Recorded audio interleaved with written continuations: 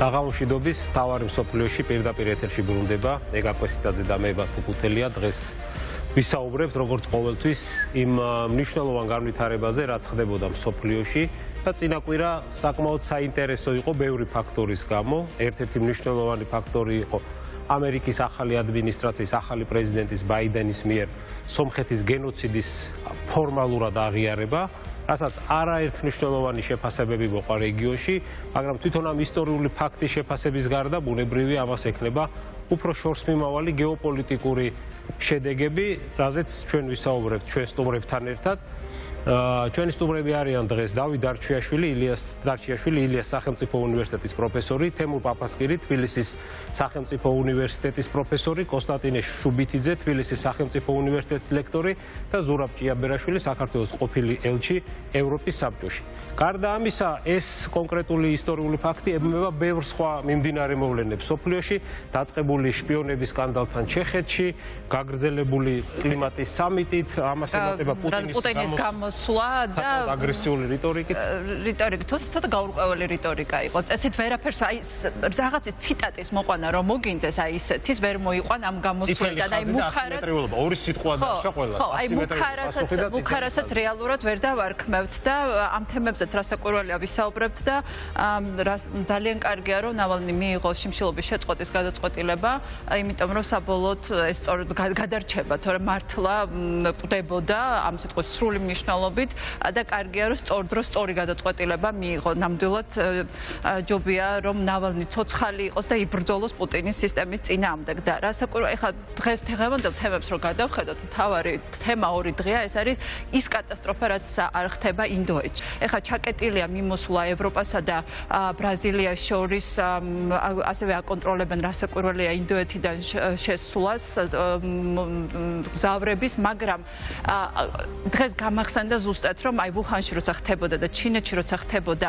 კატასტროფა, მაშინ ჩვენ მშვიდად ვიყავით და ფიქრობდით რომ ჩინეთიდან ეს ვირუსი ჩვენამდე არ მოაღწევდა, მაგრამ მოაღწია ძალიან სწრაფად და ამიტომ ძალიან დიდი საშიშროებაა რომ ეს ვირუსი შემოვიდეს, ეს აგრესიული შტამები შემოვიდეს საქართველოში. ამიტომ ამ თემებზე ვილაპარაკებ ჩვენ ცოტნე ჯავახიშვილთან, ამ თემის ყველაზე კარგ სპეციალისტთან თუ ყავს საქართველოში, არის კრიფსის ბიოსამედიცინო კვლევების ინსტიტუტის მეცნიერი, რომელიც კრიფსის ეს ბიოტექი არის ამერიკის ერთ-ერთი წამყვანი ბიოტექი და სხვა შორის ცოტნე საკმაოდ მძიმე პროგნოზებს აკეთებდა თვეების წინ სწორედ ინდურ შტამზე, მაგრამ ხო არ გვინდა ხოლმე ცუდი ინფორმაციების დაჯერება. მოკლედ ამ თემებზე ვილაპარაკებ დაწყვილებით გადაცემის მეორე ნაწილში და ამ ფონზე, ამ ყველაფრის ფონზე იმაზეც რომ საქართველოში ვაქცინაცია წარმოუდგენლად დაბალი ტემპით მიმდინარეობს. მაგრამ ჯერ დავიწყოთ იმით, რასაც ბათუმ ილაპარაკა. ბათუმ დააანონსა. მთავარი ისევ და ისევ საინტერესო ჩვენთვისაც, ერთი მხრივ, იმიტომ რომ ჩვენი რეგიონი არის ამ ფოკუსში, არის ის, რაც ნარბიჯის გადადგა ბაიდენმა. ობამასაც ჰქონდა იგივე სურვილი, თავისი წინასაარჩევნო დაპირებაც კი იყო მისი პრეზიდენტობისას, მაგრამ შემდეგ სახელმწიფო ბიუროკრატიის, სახელმწიფო დეპარტამენტის არგუმენტაციის გათვალისწინებით მან ეს ნაბიჯი ბოლომდე ვერ გადადგა. ეხლა ბაიდენმა ეს ნაბიჯი გადადგა, მაგრამ სანამ უშუალოდ დღევანდელ გეოპოლიტიკაზე ვისაუბრებთ, საინტერესო არის ამ გენოციდის ისტორიული კონტექსტი, რომელიც მიებმება რომ ჩვენი მაყურებელი უკეთესად გაყვეს ამ მოვლენებს. მე შემდეგ უკვე გეოპოლიტიკური ლოგიკაც ადვილი გასაგები ხდება. ამიტომ თემურს მინდა პირველი ვკითხო, აი ეს ისტორიული კონტექსტი რა არის ამ გენოციდის და რატომ მოვიდა დღემდე ეს საკითხი ესეთ აქტუალურ საკითხად? ისტორიული კონტექსტი შეგვიძლია თქვათ, რომ უკავშირდება პირველ მსოფლიო ომში დამარცხებული თურქეთის საკითხს ამ შემთხვევაში, რადგანაც ანტანტის ძალები სომხეთს აღიქვამდნენ თავის მოკავშირედ, შესაბამისად ავტომატურად სომეხი მოსახლეობის მიმართ განხორციელებული ზომები, რომელიც ფაქტობრივად გადაიზარდა კიდეც ეთნიკურ წმენდაში, როგორც მინიმუმ თუ გენოციდში არა, ამასთან დაკავშირებით ისტორიკოსების აზრი ნამდვილად არ არის ცალსახა. ეს ყველაფერი ზუსტად აი ამ ანტანტის მოკავშირეობამ განაპირობა, რომ სომხების მიმართ იქნა აღქმული ეს ყველაფერი თურქების დანაშაული ასეთ მძიმე შედეგად ჩაითვალა. მით უმეტეს რომ ძალიან ლობირებდა სომხეთის სახელმწიფოს შექმნას მაშინ ვუდრო ვილსონი, ამერიკის შეერთებული შტატების პრეზიდენტი, ამიტომ ეს საკმაოდ კარგად გაშუქდა და შედეგად მივიღეთ ის რომ სადაც ძლიერი იყო სომხური დიასპორა, იქ თავიდანვე წავიდა სომხების გენოციდის აღიარების თემა. ახლა იყო გენოციდი თუ იყო ეთნიკური წმენდა, რომელმაც ასეთ შედეგები დიდი ჟლეტა ასეთი გამოიყენებოდა? გამოიყენება თურქეთის სახელმწიფოს არ ხმარობს, კი. თურქეთის სახელმწიფოს მესვეურების გადაწყვეტილებას სომხური მოსახლეობის გადასახლების შესახებ ჰქონდა თავისი ობიექტური მიზეზიც, რადგანაც ყველა მიცოდა რომ რუსეთის სახელმწიფოსთან შევიდნენ სომხები ალიანსში და ამზადებდნენ ნაჯანყებას, რომელიც პრინციპში მერე განახორციელეს კიდეც, მაგრამ ის თუ რა მეთოდებით განხორციელდა, ეს უკვე საერთოდ სხვა საკითხი აქ ნამდვილად ცალსახა იყო თურქეთის ხელისუფლების დანაშაული ამ მეთოდებთან დაკავშირებით. თუმცა უნდა აღინიშნოს, რომ მართლაც არგუმენტი იმის თურქული მხარის რომ ეს არის სამოქალაქო ომის მიმდინარე, ესე იგი მსოფლიო ომის დროს მიმდინარე სამოქალაქო ომის შედეგი ამასაც აქვს გარკვეული საფუძველი, რადგანაც სომხური მხარეც თურქულ მოსახლეობას საკმაოდ დიდი, ასე ვთქვათ, დიდ ზარალს აყენებდა და საკმაოდ დიდი მსხვერპლით დასრულდა მათთვისაც ეს. ანუ ისტორიული პარალელი რო გავაკეთოთ, იმ დროინდელი მსოფლიო წესრიგი, რომელიც იმპერიებზე იდგა, მაშინ დაიშალა, დაირღვა, ამის შედეგი იყო ეს უპრეცედენტოდ მასშტაბური ხოცვა-ჟლეტა, როგორც ესე ვთქვათ, ხმარობენ ტერმინოლოგიას, რაც ზოგადად წესრიგის მორღვევის თანმდევი პროცესია. დღევანდელთან თუ გადმოვიტანთ პარალელს, ეხაც რაღაც ძველი წესრიგი დაირღვა და ეხაც შენდება ახალი პარალელი. ეს ხო არ იყო, ვთქვათ, მნიშვნელოვანი ფაქტორი, რატომაც ბაიდენის ადმინისტრაციამ გადაწყვიტა ერთის მხრივ რაღაც ისტორიული სამართლიანობისთვის გადაეხადა ხარკი, მაგრამ მეორეს მხრივ ახალი წესრიგისთვის გაეკეთებინა მინიშნება. ზურა, როგორ უყურებ შენ? ფაქტი ერთი არის, მოგესალმებით ყველას. ფაქტი ერთი არის, რომ ტრამპიდან დავიწყებ უფრობა თუ ტრამპმა ბევრი არაორდინალური ნაბიჯი გადადგა, ერთს დავასახელებ კიდევაც ცოტა მოგვიანებით და ფაქტი არის, რომ ბაიდენის ადმინისტრაციაც რაღაცნაირად ამ ხას აგრძელებს. ანუ მიუხედავად შიდა პოლიტიკური განსხვავებისა რესპუბლიკელებსა და დემოკრატებს შორის, ბაიდენის მოსვლამდეც ბევრი ამბობდა, რომ თვითონ ის კურსი რა ვთქვათ რელსებზეც დააყენა ტრამპმა ამერიკა დიდწილად არ შეიცვლება. მათ შორის ისევ ჩინეთთან მიმართება განსაკუთრებით როცა ლაპარაკია ჩინეთზე. ხა იგივე თურქეთთან დაკავშირებით ეს ბაიდენის ეს განცხადება აუცილებლად ძირითადად უნდა დაუკავშიროთ თურქეთს და პირველი რაც უნდა გავიხსენოთ არის 2019 წელი, როცა სენატ, ესე იგი, ქვედა პალატამაც და სენატმაც მიიღო რეზოლუციები და აღიარეს გენოციდი, როგორც კი დემოკრატებმა უმრავლესობა მოიპოვეს ქვედა პალატაში, თუმცა ზედა პალატაში რესპუბლიკელებს სენატში ჰქონდათ უმრავლესობა, მაგრამ ისინი არ შეწინააღმდეგებიან ამ რეზოლუციას იმის მიუხედავად, რომ ტრამპის ადმინისტრაციამ თხოვა რესპუბლიკას სენატორებს, რომ ხარი არ დაეჭირათ. თან საინტერესო რა არის, რომ მაშინ დემოკრატებს უნდათ თურქეთის სანქცირებაც, მაგრამ აი ამაზე მაშინდელი რესპუბლიკური ადმინისტრაცია არ წავიდა. სანქცირება რატო? თუ გავიხსენებთ რა მომენტში მიიღო მაშინ კონგრესმა ორივე პალატამ ეს გადაწყვეტილება იყო მას შემდეგ, რაც ტრამპმა გამოაცხადა სირიიდან ამერიკული კონტინგენტის გამოყვანის შესახებ, ოღონდ იმ პირობით, რომ ერდოღანს თავი უნდა შეეკავებინა, თურქეთს თავი უნდა შეეკავებინა ქურთების წინააღმდეგ სამხედრო ოპერაციის ჩატარებაზე და იმიტომ რომ ქურთები მაყურებლის რო გასაგები იყოს სირიაში ISIS-ის წინააღმდეგ მიმდინარე ბრძოლაში თავარი მოკავშირე იყვნენ სწორედ ქურთები აი ამ სირიის დემოკრატიული ძალებისა და პრაქტიკულად ტრამპის გადაწყვეტილება რომ გამოეყვანა ძალები ერდოღანის მოთხოვნით, ერდოღანი დიდი ხნის განმავლობაში ცდილობდა ზურა ბოდიჩეთი აი ქურთების თემაზე მაყურებლებისთვისაც რომ დავასწოთ, აი სწორედ პირველი მსოფლიო ომის შედეგი ნეგატიური შედეგი არის ის, რომ ქურთებმა სახელმწიფო ვერ მიიღეს და დღემდე ეს პრობლემა გრძელდება, სახელმწიფოში არიან გაფანტულები. ისე მაშინ გავლებული საზღვრების ბევრი პრობლემა იჩენს დღეს იჩენს მათ შორის. გასაგები ისინი ერაყში თურქეთსა და ირანში აღმოსავლეთის პრობლემები იწყება მაშინ გავლებული საზღვრებით. პირველი მსოფლიო ომის შემდეგ. ეს გენოციდის საკითხი, როგორც ასე ვთქვათ, თურქეთისთვის ყურის აწევა რაღაცნაირად ჯერ კიდევ 2019-ში იყო ეს ერთი საკითხი, მეორე მე მგონი ბათუმ ახსენა დასაწყისში რომ თვითონ ვიცე-პრეზიდენტობის დროს ბაიდენი 4-ჯერ იყო ჩასული თურქეთში, ერთხელ მათ შორის გადატრიალების მცდელობის შემდეგ უკვე და როცა ის კანდიდატი იყო, მან თქვა ერდოღანზე ასეთი ფრაზაც კი უთხრა New York Times-ის სარედაქციო საბჭოს, როცა შეხვდა რომ ის ავტოკრატია.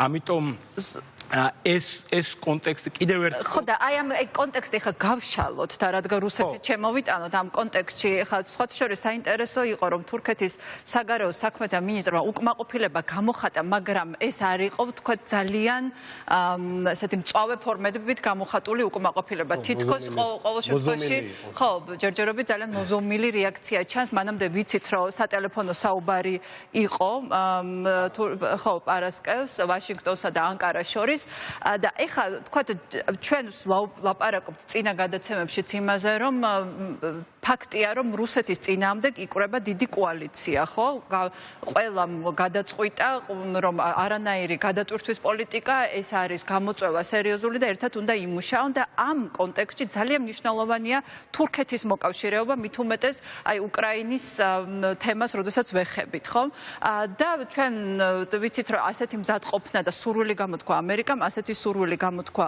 ევროკავშირმა რომ თურქეთის რაღაცნაირად თურქეთი რომელიც გაუცხოებულია ამ დასავლური სამყაროსგან ის ისევ მოკავშირედ აქციოს და მართლა ძალიან მნიშვნელობა აქვს თურქეთის მოკავშირეობას. აი ამ კონტექსტში ხა ეს გენოციდის საკითხი ხო თუ ამ თურქეთის საგარეო საქმეთა მინისტრის ხო რაღაცნაირად დიდი კალეოდოსკოპი ხო აიწყო.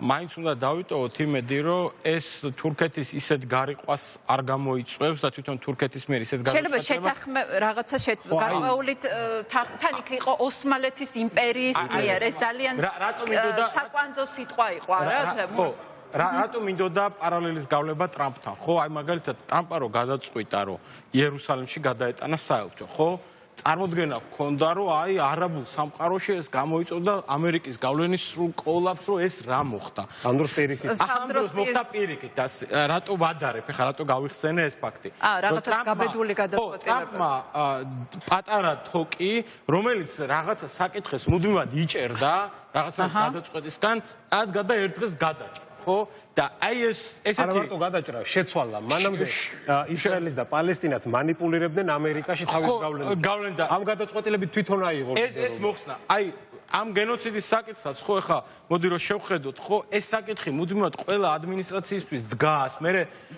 კალიფორნიაში სადაც სომხური დიასპორაა ხო აი ვინ იყო იგივე კონგრესის რეზოლუციის წამყვანები ხო ადამ შიფი კონგრესმენი ლოს-ანჯელესიდან და ნენსი პელოსი რომელიც თვითონ კალიფორნიის სენატორია ხო ამიტომ დემოკრატებისთვის ეს თვითონ შიდა საარჩევნო კალიფორნიაში და სხვაგანაც საარჩევნო ეს საკითხი ნახსენები გენოციდის 1990 ხო იმიტომ რომ ის კალიფორნიის გუბერნატორი აი ისევ დღევანდელობაში გადმოვიტანოთ ამიტომ რაც პარალელი იერუსალიმში საერთოდ გადატანას რატო გავაკეთე რომ თურქეთმა მიუხედავად იმისა რომ თურქეთისთვის ეს ნამდვილად მტკივნეული საკითხი იყო თურქეთისთვის ყველაზე მნიშვნელოვანი არის შავ ზღვაზე რუსეთთან კონკურენცია ხო 1856 წელი რო გავიხსენოთ ან მე ნებისმიერი სხვა უკვე პირველ მსოფლიო ომამდე ან გავიხსენოთ იგივე თუ ეთნიკურ წმენდაზეა ლაპარაკი ჩვენ აჭარა მივიღეთ ბერლინის ხელშეკრულებით რომელიც მოყვა ოსმალეთის იმპერიის მიერ 1878-79 წლებში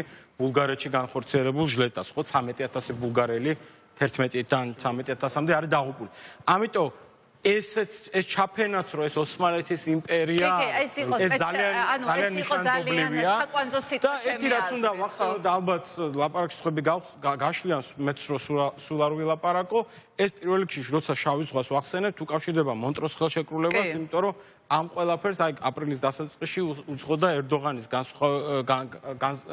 განცხადებები ამ მონტროს ხელშეკრულების თაობაზე ის თქვა რომ ახალი არხი რომელიც უნდა გაიჭრას და დააკავშიროს ხმელთაშუა ზღვა და შავი ზღვა ამაზე მონტროს ხელშეკრულება არ გავრცელდება, მე თქვა რომ თურქეთი რჩება მონტროს ხელშეკრულების ერთგული. აქ ორი საკითხი არის, ერთი კომერციული გემების გატარება და მეორე არის სამხედრო გემები, რომელიც ეხლა საჭიროა უკრაინის დასაცავად. უკრაინის დასაცავად. ამიტომ ეს ამდენად არის კომპლექსური საკითხი. ყველაზე მთავარი საკითხი მაინც არის შავ ზღვაზე სამხედრო გემების ყოფნის საკითხი, მონტროს ხელშეკრულების დაწესებული შეზღუდვები, რომელსაც სხვათა შორის თუ არ მეშლება თემური გამახსენებს, რომ ამერიკა არც დასწრებია მაშინ მონტროში ამ მოლაპარაკებებს და ძირითადად ბრიტანეთის და საბჭოთა კავშირის და თურქეთის შეთანხმება იყო. საბჭოთა კავშირი არ იყო, იაპონია იყო და საბჭოთა კავშირი არ იყო. ეს ხო, მაგრამ საბჭოთა კავშირისთვის მნიშვნელოვანი იყო ის საკითხი და სტალინმა მაგდომად სადა 51 წელს მერე ზეწოლა მისი სტალინი მუდმივად ცდილობდა მონტროს ხელშეკრულების გადახედვა. აუხსნათ მაყურებელს რაზე ვლაპარაკობთ, როდესაც მონტროს ხელშეკრულებაზე ბოდიში დანარჩენ სტუმრებთან 1916 წლის შეთანხმებაზე, რომელმაც განსაზღვრა შავ ზღვაში ფლოტების სამხედრო ფლოტების საკითხი, რომლის მიხედვითაც არ შეიძლება რომ განსაზღვრულ რაოდენობაზე ტონაჟზე აქ საუბარი ამ შემთხვევაში გემების 15%-ია ხო 15%-ია ეგ. შავი ზღვის ასე ვთქვათ ყველაზე დიდი ფლოტის პროცენტულ მაჩვენებელთან იყო დაკავშირებული, მაშინ საბჭოთა კავშირის გაცილებით დაბალი პროცენტი იყო, გაცილებით უფრო სუსტი ფლოტი ყავდა სხვა შორის და ამის წინააღმდეგ სტალინი მუდმივად იბრძოდა, იმიტომ რომ ეს აქ პრობლემა მარტო ის არ არის შავ ზღვაში შემოსulis, აქ არის შავი ზღვიდან გასulis პრობლემაც ამ შემთხვევაში. არ გასულიყვნენ და შუა ზღვაში საბჭოთა კავშირი არ გასულიყო. იქ იმ დროს უფრო სხვათა შორის გასვლას აკონტროლებდა ეს მონტროს ხელშეკრულება ამ შემთხვევაში, ვიდრე შემოსვლა. იმიტომ რომ საბჭოთა კავშირის წევრები არ ქვეყნები და საბჭოთა კავშირის ეხლა არის შემოსვლა მნიშვნელოვანი ამერიკული სამხედრო გემების ბრიტანული რომელმაც დაწყობა გამოცხადა. ძალიან საინტერესო იყო, ჯერ ამერიკელებმა გამოაცხადა ეს გემები შემოიყვანთო და მე უცბად უარი თქვეს და ბრიტანული გემები შემოიყვანეს, რითაც ხაზი გაუსვეს ნატოს მნიშვნელობას და არა მარტო ამერიკას, ანუ რომ მარტო შემოსვლა ვახსენეთ, აი დათოსთან მინდა ზუსტად ამ შეკითხვით გადავიდე. ესე უფრო დიდ ზუმს თუ გავაკეთებთ ზოგად გეოპოლიტიკურ დინამიკაზე, რაც საბჭოთა კავშირის დაშლის შემდეგ, ცივი ომის დასრულების შემდეგ ხდებოდა მსოფლიოში და ჩვენ რეგიონშიც. ერთ-ერთ მთავარ მიზეზად თურქეთის აი ესეთი მრავალვექტორული და საკმაოდ აგრესიული საგარეო პოლიტიკის ასახელებენ იმას, რომ თურქეთის ამოცანა, რაშიც ის ემთხვევა ირანის და რუსეთს, არის ის, რომ შეზღუდოს ამერიკის შემოსვლა რეგიონში. მიუხედავად იმისა, რომ რაღაც საკითხებში ამერიკის პარტნიორობა უნდა, მთავარი ამოცანა მაინც ეს არის. აი ამ შემთხვევაში ეს გადაწყვეტილება გაურთულებს ამერიკას რეგიონში შემოსვლას, იმიტომ რომ დაკარგავს სადო პარტნიორ თურქეთს, თუ პირიქით ხსნის ახალ შესაძლებლობებს, როგორც იერუსალიმში საელჩოს გადატანით, ანუ ლიდერობას აიღებს ამერიკა. გადაიჭრა რაღაცა, ხო? ორგვარად შეიძლება შეფასდეს და 100%-ით არ გვეცოდინება რომელია სწორი, იმიტომ რომ მაინც პოლიტიკა, საერთაშორისო ურთიერთობები გარდა სისტემური მახასიათებლებისა პიროვნულ ფაქტორსაც ეყრდნობა და როგორ გადახარშავს ამას ერდოღანი არანაკლებ მნიშვნელობა აქვს ვიდრე ჯერჯერობით ძალიან ზომიერი პასუხია. თითქოს მოულოდნელად. მეორე ის თქმაც მინდა, ამიტომ რაღაც წინააღმდეგობრიობა არის თითქოს იმას შორის, რომ ერთის მხრივ გინდა რომ შეაჩერო რუსეთთან ეს ფლირტი ერდოღანის და მეორეს მხრივ აკეთებ ისეთ ნაბიჯს დგავ, რომელიც თურქეთისთვის ტრადიციულად მტკივნეული იყო. ოსმალეთის იმპერიას ყოველთვის ახსენებდნენ ხოლმე. იქ ეს არ არის ახალი რაღაცა, რაც ითქვა, იმიტომ რომ ყველა მიცის სომხებთან ურთიერთობებშიც ეს უითქმება ხოლმე, რომ ეს ოსმალეთის იმპერია, უბრალოდ ეს ოსმალეთის იმპერიაც ტკივა თურქეთს. ნუ მithumetes ერდოგანს, რომელიც რაღაცნაირად სენტიმენტები გაუჩნდა ამ იმპერიის მიმართ, ხოლო ეს მაგრამ მეორე ამბავს გავბედავ და მეც ასე ვთქვათ ვისპეკულირებ რაღაც ვარაუდებს გამოვთქვავ რომ თუ კი ეს ერდოგანმა მეტნაკლებად გადახარშა ხო მაშინ შესაძლოა ეს გახდეს კიდევ ერთი მიმართულებით საინტერესო სიახლე აი ეს მინდა ზუსტად რომ ვისაუბრო აი რა შეიძლება იყოს ყოფილი დინამიკა თურქულ-სომხური დიალოგის შესაძლებლობა და თუ ეს მოხდა ეს არის სისტემური საწინდარი რომ რუსეთის გავლენა ნამდვილად შემცირდეს სამხრეთ კავკასიაში. საფეხბურთო დიპლომატიაც გავიხსენოთ 2008 წელს. სხვათა შორის დიალოგიც იყო საკმაოდ ისეთ მაღალ დონეზე ისტორიკოსების და მთლად სახელმწიფო არ იყო ეს ხო? როდესაც აი მსჯელობდნენ იმაზე რა დავარქვათ როგორ შევაფასოთ. მე ეს ყველაფერი შეწყდა. მაგრამ იქნებ ახლა ახალი სტიმული მიეცეს სომხეთს ნამდვილად სჭირდება რაღაცა სიახლე კი, ძალიან მნიშვნელოვანია სომხეთის აი რაღაც იზოლაციიდან გამოყვანა, მაგრამ აი თურქეთს რა ჭირდება ახლა ამერიკისგან და დასავლეთისგან რაში გაცვლის აი ამ ყველაფერს, ხო, რა არის მისი ხა მთავარი ინტერესი? რაში გაცვლის აღიარებას? არა, რაში გაცვლის აი იმას რომ იყოს და ამერიკის პარტნიორი, გარდა იმისა რომ თავისი ინტერესიც აქვს ყირიმში, უკრაინის დაცვა, ეხა თქვათ აქეთ უფრო წამოვიდა, ხო, აქეთ უფრო ძალობს თავისი პირადი ინტერესები. ხო, აი რა უნდა ეხა თურქეთს? ხო, თურქეთს ერდოღანის საგარეო პოლიტიკა ხო არ არის ერთი მმართველობით არ ყოფილა. სხვადასხვა ეტაპზე განსხვავებული პრიორიტეტები ჰქონდა. ბოლოს, როცა დასავლეთთან და ევროკავშირთან განსაკუთრებით დაეძაბა ურთიერთობები, საერთოდ გამოაცხადა, რომ ევროკავშირის პრიორიტეტი აღარ იყო და ახლო აღმოსავლეთისკენ უნდა გადახრილიყო. ხო და იქით ჰქონდა პრიორიტეტები და რაღაცა ეს მთელი პოლიტიკა გაატარა რაღაცა ისლამიზაციის ქვეყანაში და მათ შორის ეს აია სოფიას საკითხიც ამის რაღაცა გვირგვინი იყო ერთგვარი და ამ შემდეგ. მე ახლა ბოლო პერიოდში უყურეთ, რომ საერთოდ არა ვთქვა, ევროკავშირი და დასავლეთი არის ჩემი პრიორიტეტი ისევ. ამიტომ ესე ცალსახად რაში გაცვლის ძალიან რთული სათქმელია, თუმცა ალბათ ერდოღანი მოახლოებამ თვითონ შიდა პოლიტიკიდან გამოვიდეთ პრობლემები აქვს მასაც რეიტინგის და ხდება დიდ ქალაქებში განსაკუთრებით პრობლემები აქვს არჩევნებთან დაკავშირებით. შესაბამისად და სტამბული დაკარგა და სტამბულში ყველაზე დიდი ინვესტიციები მიდიოდა და მიდის და იქ ახალი ხიდის მშენებლობა იქნება თუ ძველი აეროპორტის ასე ვთქვათ ადგილზე დიდი პატარა ქალაქის დიდ ქალაქში პატარა ქალაქის მშენებლობა, მთელი ინვესტიციები აღმოჩნდა ოპოზიციის ხელში ფაქტობრივად. ამიტომ სჭირდება ერდოღანს ახლა ერთი მხრივ რომ ევროკავშირთან და ამერიკის შეერთებულ შტატებთან დაალაგოს ურთიერთობები, იქნება ეს ახალი ინვესტიციების მოზიდვის კუთხით და იმის ჩვენებით, რომ მას შესწევს უნარი, რომ ეს ახალი ინვესტიციების, ასე ვთქვათ, კოორდინატორი თუ მაკოორდინირებელი იყოს ისევ თავად და ცენტრალური ხელისუფლება და არა ოპოზიციის ლიდერები ან დიდი ქალაქების მმართველები და ამ მხრივ უნდა აჩვენოს შიდა ელექტორატსაც, რომ არის ძლიერი და ჯერ კიდევ თამაში არის ამ მხრივ. მეორე მხრივ უფრო ფართო გეოპოლიტიკურად თუ შევხედავთ, ბუნებრივია დიდი ხანი დასავლეთთან დაპირისპირებას ერდოღანი ვერ გაკაჩავს, ხო? იმიტომ რომ რაც უნდა რუსეთთან ფლირტი ქონდეს, იარაღის შესყიდვა იქნება თუ სხვა საკითხები, მაინც საბოლოოდ არის ნატოს წევრი ქვეყანა და იქ ასე ვთქვათ, მთელი ასე ვთქვათ მეორე მსოფლიო ომის შემდგომი პერიოდი ამერიკის შეერთებულ შტატებთან და ნატოსთან მჭიდრო პარტნიორობით მოვიდა თურქეთი და მიაღწია იმ განვითარებას, რაც აქვს დღემდე. ამიტომ ასე ვთქვათ, დიდი ხანი ამას ვერ გაკაჩავს და სჭირდება დასავლეთთან დაბალანსება ურთიერთობების გაუმჯობესება, იქნება ვაშინგტონთან თუ ბრიუსელთან და ნახეთ ხო წინა კვირებში ევროკავშირი აქტიურობდა თურქეთთან მიმართებაში და ახალი ინიციატივები აქვს იმისთვის, რომ თურქეთი რაღაცად მოაქციონ რეჟიმში და ეს რეჟიმი არის უფრო თანამშრომლისკენ მიმართული იმისთვის, რომ რაღაცნაირად მერე შეძლონ რაღაცა ჩარჩოებში ჩასმა თურქეთს. კი ბატონო, აი და ეს თემა რო შევაჯამოთ და მე უკრაინაზე რო გადავიდეთ და თქო ხიდი გავაკეთოთ უკრაინასთან, ესე იგი ყარაბაღის კონფლიქტი ისე დაიწყო და დასრულდა, რომ ეგ დასავლეთი საერთოდ გამოთიშული იყო, ხო? არანაირი მინსკის ჯგუფი